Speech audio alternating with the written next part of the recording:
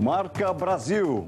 A necessidade e a oportunidade de negociar de forma criativa abre espaço para produtos brasileiros de maior valor agregado, que o mundo cada vez mais observa e consome. Convidado Lourenço Bustani, sócio fundador da consultoria Mandala, o 48º homem de negócios mais criativo do mundo. Case Rio. Copa, Olimpíada, Rio Patrimônio Mundial. Conquistas que geram demanda para quem se especializou em ensinar o jeito carioca de ser e de gerar negócios. Convidada Ângela Branco, diretora da Pleno Idiomas Direcionados, que tem atuação focada em ensinar a ser carioca. Nessa edição casual do Conta Corrente, vamos falar da criatividade do brasileiro como matéria-prima para produtos de maior valor agregado, do espaço que as visões originais dos cenários propiciam para quem atua de forma peculiar, enxerga além, ousa, cria. Do Brasil para o mundo e de centros regionais como polos de atração nacional. O comentarista Jorge Vidor está com a gente ao vivo nesta edição. Eu sou o Guto Abranches e no Conta Corrente você vê com a gente ainda que essas áreas aí que compõem a indústria criativa giram hoje cerca de 93 bilhões de reais ao ano no Brasil e respondem por nada menos que 2,5% do PIB. Tem mais, mercados trabalham no positivo com o desempenho chinês dentro das expectativas. Bovespa deixa aquela série negativa e tem fechamento superior a 1,5% de alta. Dólar em ligeira queda.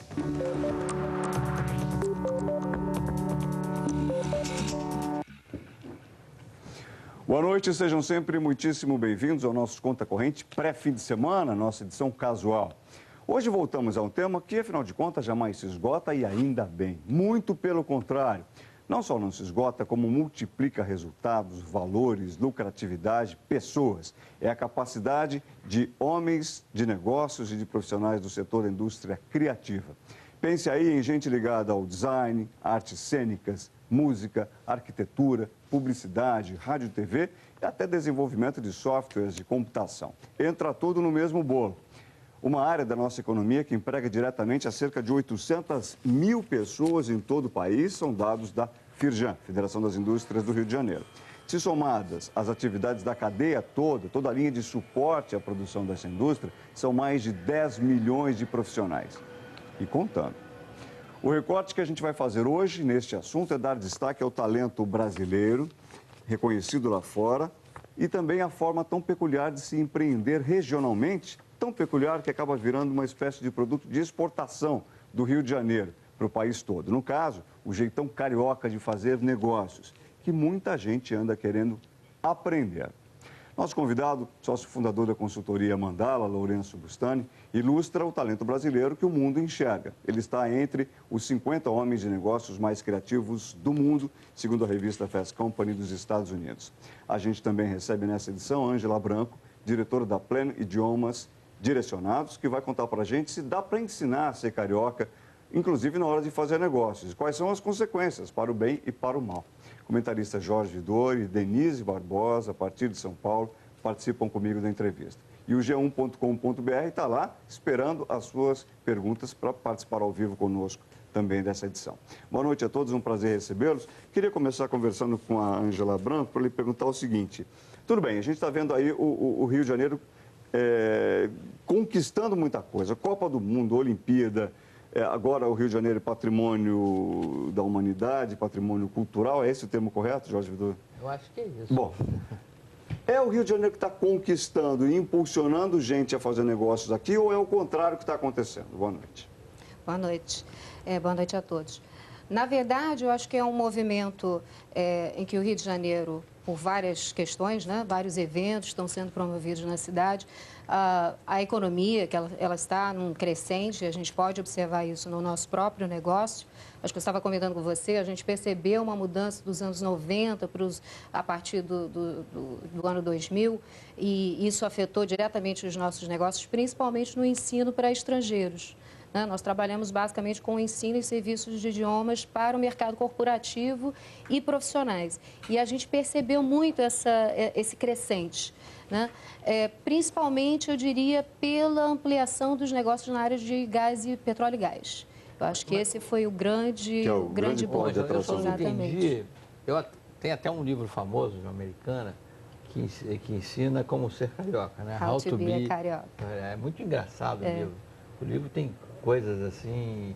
Algumas me deixaram envergonhado. Outro vem de São Paulo, não pode ficar fora disso. Eu estava falando com o Ângelo que ele ia falar disso. Mas, Guto, diz assim que o carioca, quando vê... Diz assim, sinal amarelo... Aí ele acelera. Aqui não é sinal de atenção, é sinal de acelere. Eu mesmo fico envergonhado que as pessoas se comportam dessa maneira.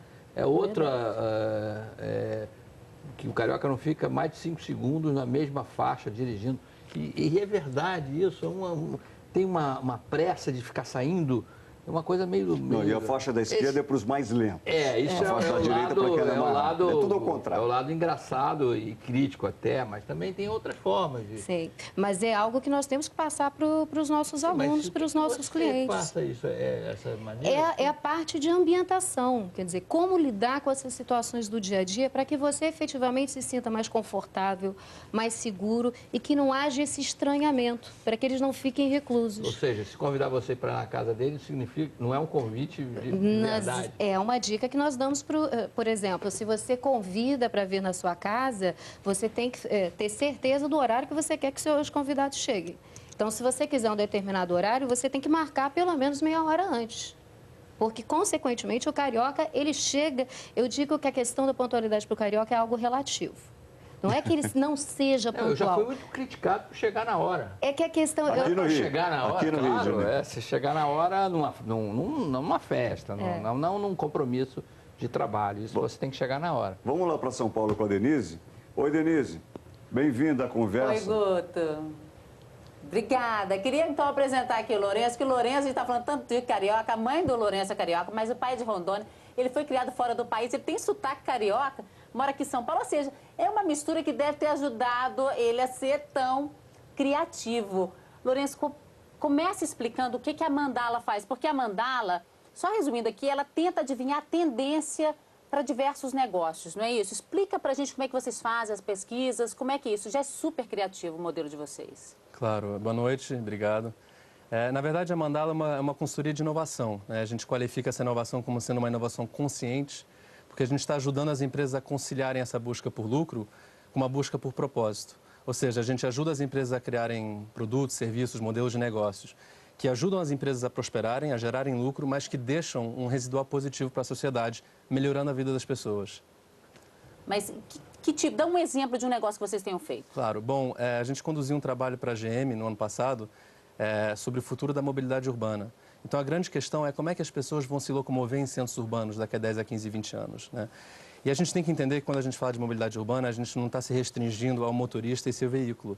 A gente está falando no contexto da mobilidade urbana. Então, isso passa por planejamento urbano, energias renováveis, novos materiais, novas tecnologias, parcerias públicas-privadas. Então, o trabalho da Mandala é justamente ter essa visão um pouco mais sistêmica do problema, do desafio ou da oportunidade e depois enxergar as conexões e os diálogos que podem ser articulados entre o setor privado, a esfera pública e a sociedade civil para que a gente consiga criar uma agenda compartilhada e com isso todo mundo sai ganhando. É o conceito do ganha-ganha, do valor compartilhado.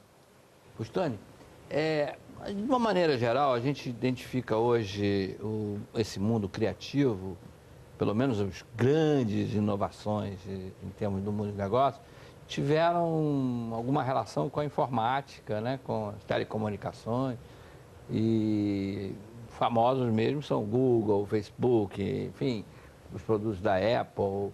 E o brasileiro, ele tem esse viés também de gerar software, por exemplo, games, né? A gente consegue fazer coisas maravilhosas. Mas, mesmo assim, a gente não aparece no mundo como um local, né? Um mercado de criação, né? Nessa área. Por quê? Bom, eu acho que a sua premissa ela é super correta. O brasileiro ele é criativo em função do seu contexto cultural, né? Por ele ser um povo tão multicultural.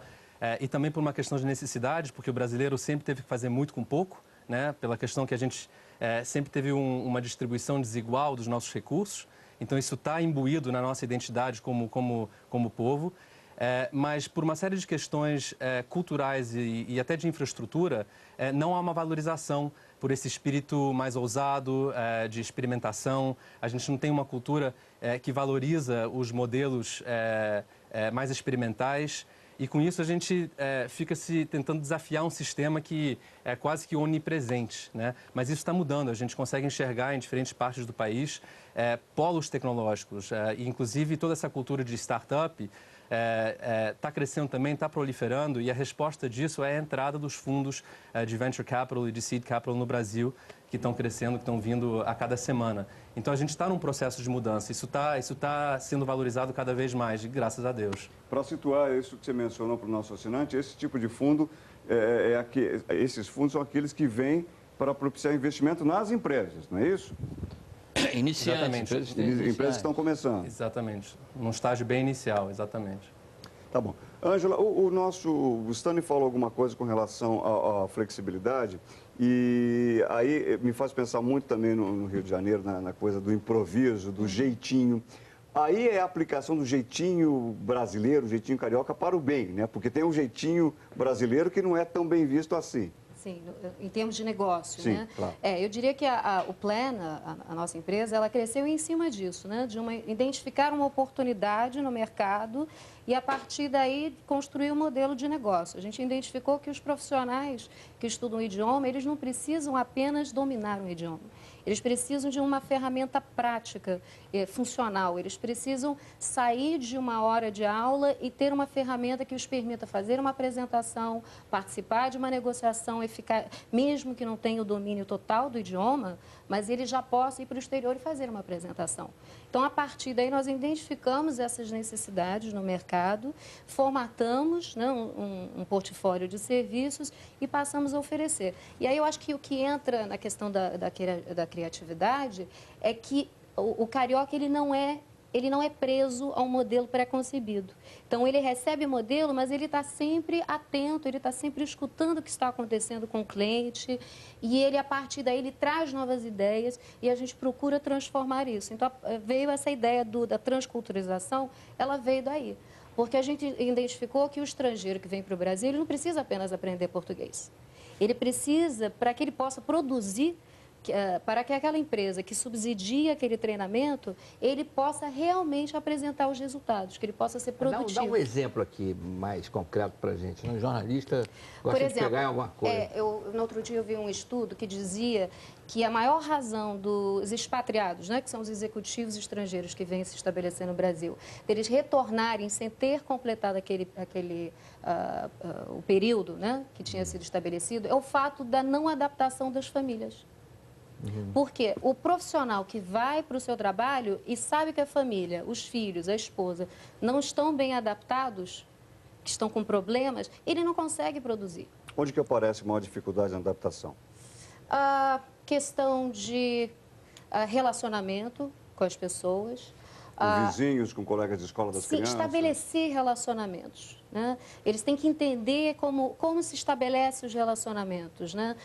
Questões como pontualidade, serviços, isso principalmente para as esposas que vêm se estabelecer e são responsáveis por montar toda essa estrutura. Enquanto o marido trabalha, os filhos vão para a escola, ela fica sozinha.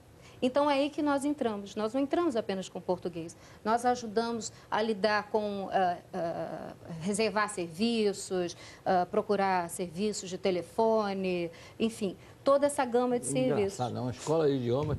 Porque também acho que aprender português deve ser mais ou menos um desafio, igual a gente aprender sueco, né? Russo. O finlandês. Deve ser uma coisa... Olha, eu quero colocar um outro viés para a gente analisar nessa nossa conversa. O Brasil vem exportando cada vez menos produtos de maior valor agregado. A gente tem acompanhado aí, né, a enxurrada de commodities que a gente manda para o exterior. Ok, dá uma olhada nesses números passados pela Associação de Comércio Exterior do Brasil. No ano 2000, pouco mais da metade, está lá, 50,81%, falando-se de exportações, era de manufaturados, esses produtos de maior valor agregado. No ano passado, a exportação tinha caído para 29%. Maior parte agora de produtos básicos, exatamente como eu dizia, soja, minério de ferro, insumos de todo tipo. A gente volta daqui a pouquinho a falar de criatividade, talvez até pegando por esse gancho aí. Vamos agora dar um giro pelo que foi destaque no noticiário econômico do dia. Começando com ela, a locomotiva mundial, que anda pisando no freio, ou pelo menos tirando um pouco o pé do acelerador. O PIB da China no segundo trimestre foi o menor em 3 anos, mas, acredite, os mercados comemoraram assim mesmo. Denise Barbosa explica para a gente por quê, Denise. Pois é, curioso, né, Guto? O PIB cresceu 7,6%, mas ficou dentro do que o mercado esperava. Olha só, a queda nos últimos trimestres, esse aqui é o resultado do segundo trimestre desse ano, mas como ficou dentro do que o mercado esperava, então não houve grandes traumas e as principais bolsas fecharam no positivo, como a gente acompanha aqui, as principais bolsas europeias fecharam no azul. Nos Estados Unidos, mesma coisa, dia de otimismo também impulsionado pelos papéis do JP Morgan, que diz que apesar das grandes perdas com operações no mercado futuro, ainda vai ter um lucro recorde nesse ano. No Brasil, alta de 1,7% do Ibovespa, além de acompanhar o mercado internacional, o Brasil também aqui, o Ibovespa repercutiu alta forte dos papéis da Petrobras depois do reajuste do diesel anunciado ontem, depois do fechamento do mercado. No mercado de câmbio, queda de 0,14%, dólar a R$ 2,037. E nunca antes na história desse país, a frase ficou famosa pelo presidente Lula e hoje foi repetida pela presidente Dilma ao se referir ao nível de juros no Brasil. A presidente falou em Salvador no lançamento de um estaleiro e de uma plataforma da Petrobras. Vamos ver. Nós estamos modificando algumas condições no Brasil que eram entraves ao crescimento econômico sustentável do país. A primeira grande mudança tem sido a redução dos juros. Os juros nesse país estão num nível que nunca antes, como diria o presidente Lula, na história desse país, eles atingiram. O intervalo agora e voltamos com a criatividade fazendo negócios. Até já. Estamos de volta falando dos brasileiros que ganham porque são mais criativos. Lourenço Bustani e Ângela Branco estão conosco nessa edição do Casual.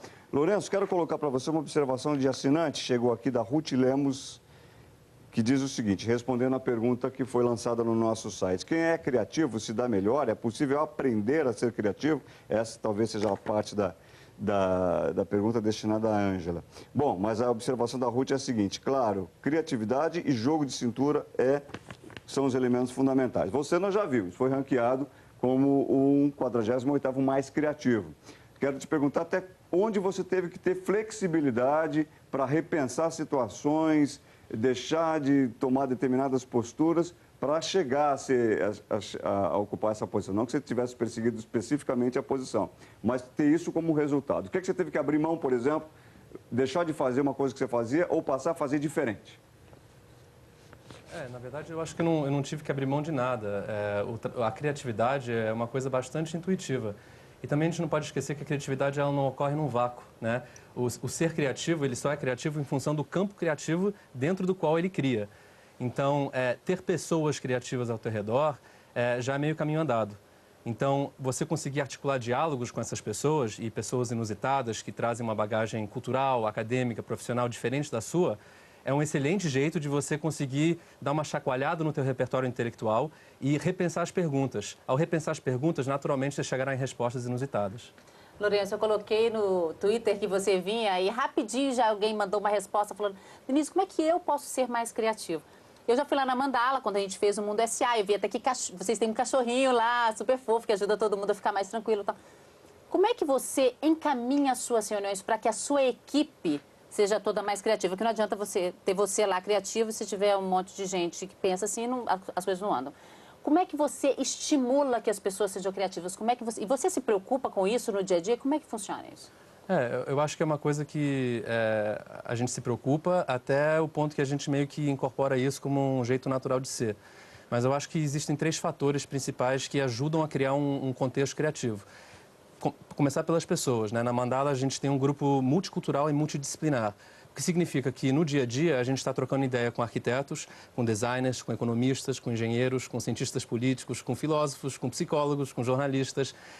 justamente por essas pessoas terem uma visão complementar à nossa, né? Então, pessoas é o primeiro fator, eu acho, imprescindível para criar. O segundo é o contexto, né? Você tem que se sentir à vontade onde você está criando. Tem que ser um lugar descontraído, tem que ser um lugar horizontal, que estimula a troca, tem que ser um lugar que seja confortável e te traga saúde e bem-estar. Em terceiro lugar, você tem que misturar um pouco os conteúdos, você não pode sempre beber da mesma fonte. Então, a gente traz literaturas dos esotéricos, a gente traz literatura contemporânea, a gente pensa um pouco sobre as novas correntes filosóficas que estão por aí, a gente entende como é que isso se aplica num novo olhar para aquele desafio de sempre, né? Para aquele contexto mercadológico que a gente já está muito acostumado a ver. O que a gente quer trazer é um novo olhar, novos ares. Puxa, isso é super criatividade. Mas, Ângela, só uma curiosidade, já a gente está no final já do nosso programa. A alimentação, eu tenho notado, tem sido uma barreira, um obstáculo para muita gente que vem de fora. Os orientais, principalmente. Os coreanos que estão chegando aqui, os chineses, eles têm, assim, um impacto com a alimentação, eles não conseguem muito se adaptar a isso. E como é que a criatividade pode resolver essa questão? O que nós tentamos fazer, primeiramente, para que eles se sintam mais familiarizados, a gente procura, inclusive, levá-los a locais onde eles possam encontrar os seus produtos. Talvez, se eles não estivessem com alguém, eles não fossem, então eles tivessem um impacto maior. Então, nós procuramos abrir esse campo e a gente procura trazê-los mais próximos da cultura brasileira, carioca, levando-os aos restaurantes, ou então ensinando um pouco da cozinha do Brasil, mostrando o que tem de positivo, levando-os a experimentar. Vocês vão junto com eles? Com certeza. Vai logo numa churrascaria rodízio, né? Eles ficam encantados, mas assim, eles não entendem como que nós podemos comer tanto, por exemplo, no almoço. Isso é um estranhamento que eles têm com relação à importância que nós damos ao almoço. Tem coisa que eles dizem que não necessariamente chineses ou coreanos, mas o estrangeiro diz, não, isso eu não vou fazer de jeito nenhum. Isso aqui eu não vou me adaptar, é melhor repensar isso. Alguns, já teve por caso? exemplo, em termos de alimentação, alguns pratos eles se recusam, alguns por questões culturais, religiosas, alguns pratos eles realmente não têm. Não, em geral, a partir do momento que eles se sentem mais seguros, e hoje até pela própria situação do Rio de Janeiro, eles se sentem mais seguros. Está falando da segurança eles experimentam e normalmente eles gostam muito, eles têm uma experiência muito positiva. Né? Muito bom. Essa edição vai ficando por aqui. O nosso Boa Noite em companhia da Ângela Branco. Um tema, uma palavra. Grandes negócios, criatividade. Obrigado, um prazer recebê-la sempre. Vamos lá para São Paulo com Lourenço Bustani. Um tema, uma palavra. Um novo olhar para o futuro do nosso país e a resposta é o amor. Obrigado, Lourenço. Um prazer recebê-lo também. A nossa Denise Barbosa, igualmente. Jorge Dória, você que sempre nos prestigia. Ótimo fim de semana. Até semana que vem, se Deus quiser. Bom fim de semana.